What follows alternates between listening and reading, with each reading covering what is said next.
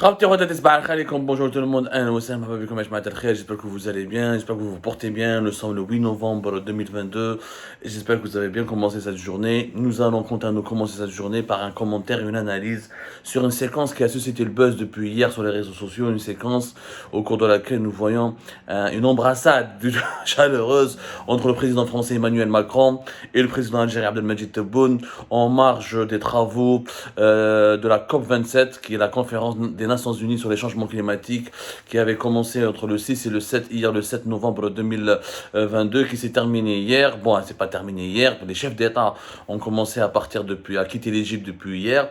Les ateliers sont prévus jusqu'à la semaine prochaine, je crois jusqu'au 18 novembre 2022, mais les chefs d'État ont été présents essentiellement pour l'ouverture de la COP 27. Le dimanche 6 novembre jusqu'à hier lundi 7 novembre, et donc les images diffusées par la chaîne d'information internationale, la chaîne étatique internationale Algérie 24 News, qui est l'équivalent de France 24 pour l'Algérie, a diffusé donc l'embrassade, ou l'accolade, voilà, l'accolade chaleureuse entre Abdelmadjid Tebboune et Emmanuel Macron, qui a donné un bisou. Franchement, c'était un bisou sur la joue de Emmanuel Macron, qui a vraiment pris dans ses bras chaleureusement Abdelmadjid Tebboune et qui lui a dit bravo pour le sommet. Il faisait référence au sommet de la Ligue arabe à Alger qui s'est tenu le 1er et le 2 novembre dernier, et qui lui a dit que c'était une réussite. C'était une réussite. Où Tebboune, avant cela, lui a dit voilà, je parlais à peine de toi tout à l'heure, j'avais rencontré ton conseiller, on parlait de toi. Et donc il y avait un échange comme ça, bref, mais en tout cas la séquence montre bien une complicité entre les deux chefs d'État, entre les deux présidents, ce qui a intrigué pas mal d'Algériens et d'Algériens, de Français et de Françaises, qui avaient quand même assisté à 2 années de fortes tensions entre l'Algérie et la France depuis 2020 jusqu'à 2022. Et il est temps peut-être de vous expliquer que ce bisou, cette chaleur, cette accolade chaleureuse, ce bisou de Macron donné à Tebboune, traduit réellement un véritable réchauffement diplomatique entre les deux États, entre les deux régimes, entre les deux systèmes, mais surtout un réchauffement des relations entre Emmanuel Macron et le système algérien, qui s'explique par plusieurs raisons. D'abord, une chose importante. Et ne tombez pas dans les spéculations, parce que les relations algéro-françaises, c'est un thème très complexe. Malheureusement, il y a très très peu de spécialistes aujourd'hui qui maîtrisent les codes de cette relation et qui ont les sources bien informées pour leur donner des véritables renseignements et informations qui relatent l'évolution de ces relations. Donc il y a beaucoup d'analystes qui disent n'importe quoi, qui se basent sur des considérations héritées du passé et qui ne sont pas à la page de ce qui se passe dans les coulisses entre l'Algérie et la France. Il faut savoir qu'Emmanuel Macron, dès le départ, il ne s'est pas disputé avec Abdelmadjid Tebboune. De 2020 à 2022, lorsque les relations n'étaient pas bonnes, lorsque les relations étaient très tendues, lorsque l'Algérie a rappelé son ambassadeur au moins 2 reprises, lorsque la relation bilatérale était pratiquement gelée, c'était pas un problème entre Macron et Tebboune. Macron a un problème avec le système militaire, il a un problème avec l'institution militaire algérienne. Macron, dès le départ, il avait pensé, et pas à tort, à juste titre, que l'institution militaire s'était emparée du processus de transition politique à la suite de la chute de Bouteflika en 2019. Macron, on voulait beaucoup à l'armée, parce qu'à l'époque, Gaï Salah, il s'est foutu de la gueule, il s'est moqué de la France. Quand le Hirak avait commencé, la France avait échangé par plusieurs canaux diplomatiques et les canaux des services de renseignement avec l'entourage de Gaï Salah, et avec Gaï Salah en personne. Et Gaï Salah, à l'époque, lorsque le Hirak avait commencé entre février et mars 2019, Gaï Salah a fait croire aux Français qu'il n'y aura pas de problème, que l'armée ne va pas intervenir pour les déloger Bouteflika, et que les élections présidentielles vont bel et bien se tenir en avril 2019. Sauf que Gaï Salah, alors a même dit, il leur a envoyé un message clair, l'armée algérienne a tenu 7 ans contre le terrorisme, elle ne va pas avoir peur de tenir 7 semaines, 7 vendredis contre les manifestants qui étaient pacifiques du Hirak. Sauf que cet engagement de la part de Gaï Salah et de l'institution militaire algérienne s'est avéré faux, et c'était un piège. Gaï Salah voulait se méfier des Français, il était anti-français parce qu'il estimait que les Français étaient trop proches des Bouteflika, notamment de Saïd Bouteflika. Il n'appréciait pas du tout l'ingérence de la France dans les affaires du régime algérien. Gaï Salah, donc, il a fait à l'envers aux Français, il démantèle le clan de Bouteflika, il renverse le clan de Bouteflika à partir de début avril 2019. Donc là, les relations commencent très mal entre la France et l'institution militaire algérienne. La France se sent trahie, se sont trompés. Tout le processus politique ensuite mené par Gaïd Salah, jusqu'aux élections présidentielles de décembre 2019, a été fait contre la France et les intérêts de la France. Gaïd Salah a commencé à torpiller les intérêts de la France, à limiter la coopération, à limiter les échanges et à produire un discours très anti-français. Quand les élections présidentielles de décembre 2019 ont eu lieu, la France a eu du mal à se positionner au début parce qu'elle savait très bien que ce président qui a été élu n'a pas été réellement élu, qu'il a été intronisé par l'armée. Donc elle voulait attendre quelle serait la réaction de Tebboune vis-à-vis de la France. Donc, il y a eu beaucoup de méfiance au début. Ensuite, Macron a voulu se rapprocher de Tebboune durant l'année 2020. Mais la pandémie de la Covid-19 a bouleverser les agendas des deux pays. Ensuite, durant l'année 2020, la France a remarqué que l'armée algérienne était en plein conflit interne, beaucoup de guerres de clans. Saïd Chengreha, qui venait de monter au pouvoir, voulait se débarrasser des anciens de Gaïd Salah. Et donc, Tebboune s'est retrouvé contraint à s'impliquer dans ce jeu de pouvoir au sein de l'armée pour essayer de, encore une fois, neutraliser les anciens de Gaïd Salah et instaurer un nouveau, et offrir à l'institution militaire un nouveau commandement. Et là, Macron, les Français n'ont pas compris ce qui s'est passé au sein de l'armée. Ils ont commencé vraiment, les relations sont redevenues très mauvaises parce que la France n'a jamais supporté et ne supportera jamais que l'institution militaire en Algérie, que les militaires en Algérie s'emparent du pouvoir. Pour la France, c'est très important parce que la France ne fait pas confiance aux militaires algériens.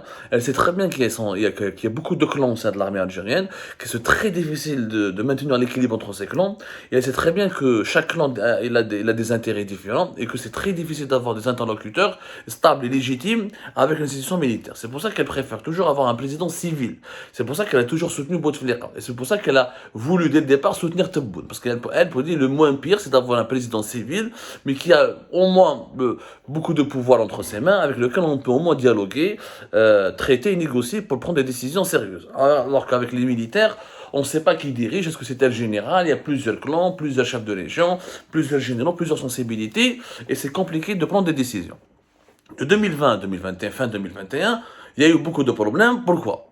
Et là, on a sorti, on m'a dit que Macron, il a fait une sortie, rappelez-vous, il a critiqué le système algérien, parce qu'il a compris que Tebboune était limité. Au départ, Tebboune était limité, ensuite Tebboune est tombé malade, ensuite il est parti en Allemagne, ensuite il est revenu et il était inopérationnel jusqu'à pratiquement tout le premier semestre de l'année 2021. Donc, Tebboune il a bien compris que c'était l'institution militaire qui était vraiment aux commandes du pays. Août 2022, pas août 2022, août 2022 c'est... août 2022, c'est là où Macron vient en Algérie pour la réconciliation. C'était en octobre 2021. Voilà, en octobre 2021, Macron explose et lors d'un déjeuner à l'Élysée, il commence à critiquer le système militaire algérien, il commence à critiquer les vieux classiques de l'armée qui instrumentalisent la haine contre la France en s'appuyant sur l'histoire pour torpiller les intérêts de la France.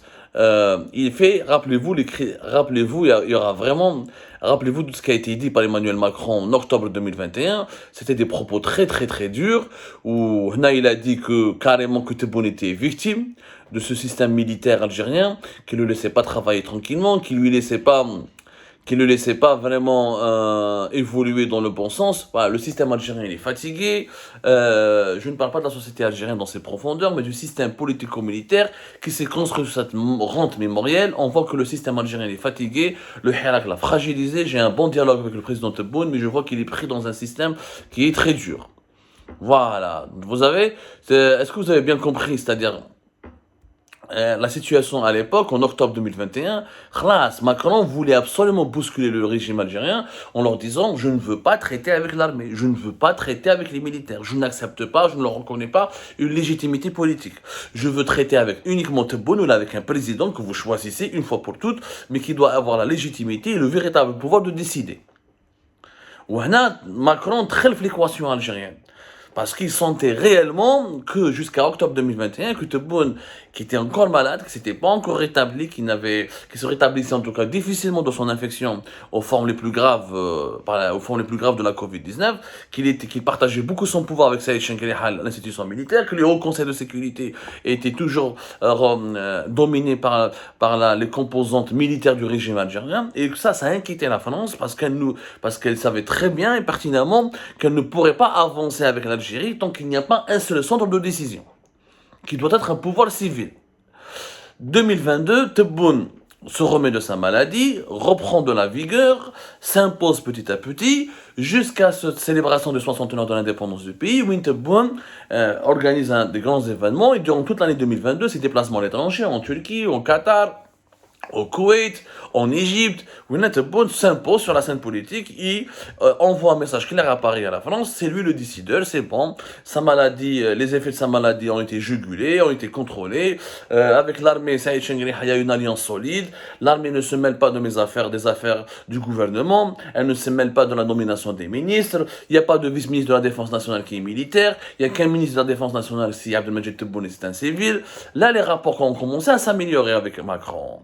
Le processus de réconciliation a commencé à partir du printemps 2022 jusqu'à l'été 2022, avec enfin la visite de Emmanuel Macron, la fameuse visite qui a été une grande réussite pour Emmanuel Macron, du 25 jusqu'au 27 août 2022, qui a abouti à la nouvelle déclaration d'Alger, au fameux partenariat renouvelé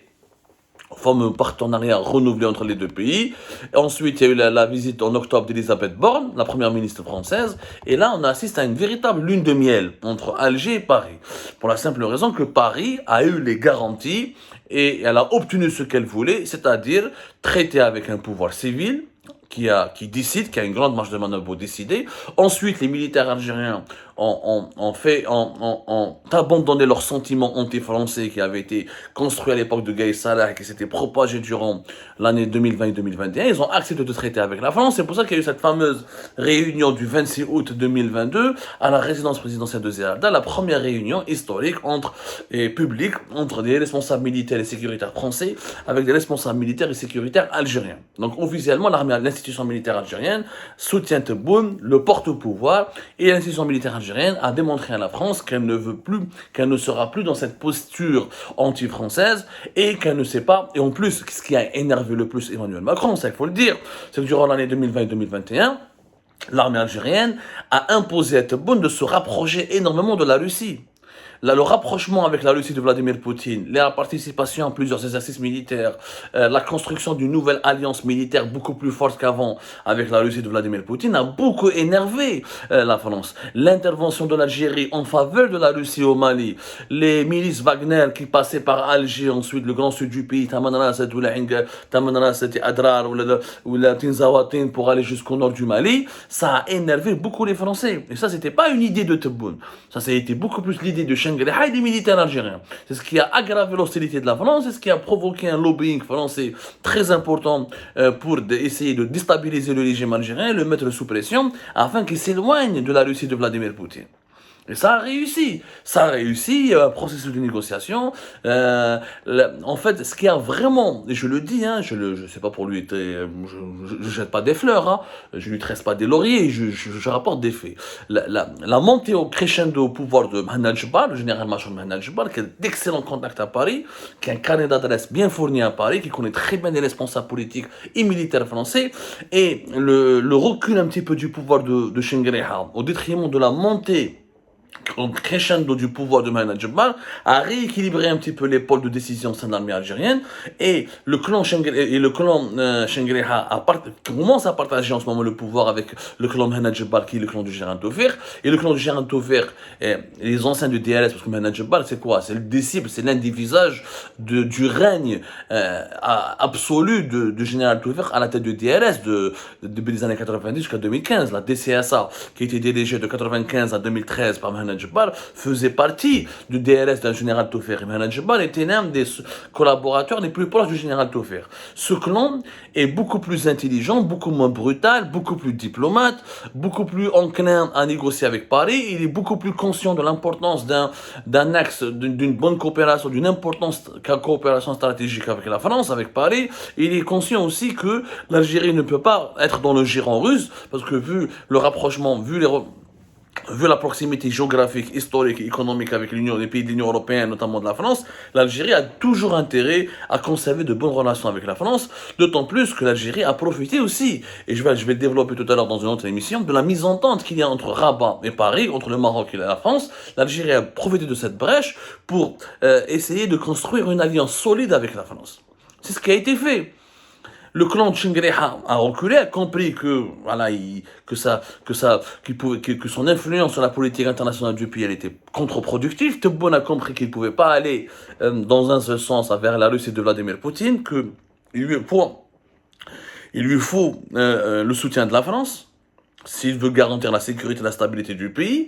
La déroute militaire de la Russie sur le front ukrainien a fini par désapprouver et démentir la thèse de Shangri-La, selon laquelle notre salut n'est plus à Moscou.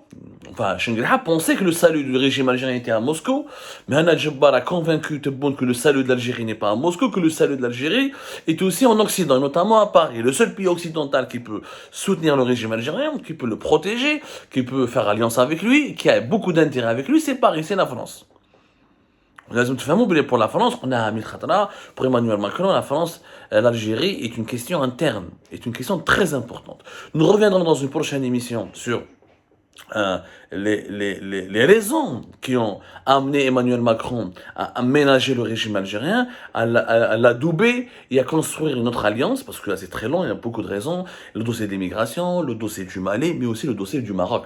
Ce sont les trois dossiers pour lesquels Emmanuel Macron a manœuvré durant toute l'année 2021-2022 pour recomposer les jeux de cartes, pour reconstruire de nouvelles relations avec le régime algérien, et pour gagner le régime algérien, pour qu'il soit dans sa poche. Il était très important pour la France de ne pas laisser la Russie de Vladimir Poutine dominer l'Algérie. La France signe son grand retour à travers des manœuvres diplomatiques et politiques très intelligentes de la part de Macron. On reviendra sur ce sujet dans une toute prochaine émission. Aujourd'hui même, je vous le promets, c'est un sujet passionnant, c'est pour ça qu'on va le faire en 2 émissions pour vous donner des clés de décryptage qui vous permettront d'assimiler réellement la complexité de ces relations algéro-françaises et leur évolution qui obéit à un agenda précis, et c'était pas vraiment uniquement, c'est pas des questions d'humeur, il y a des intérêts importants entre les deux pays, vous devez les connaître pour mieux appréhender la vérité et l'actualité.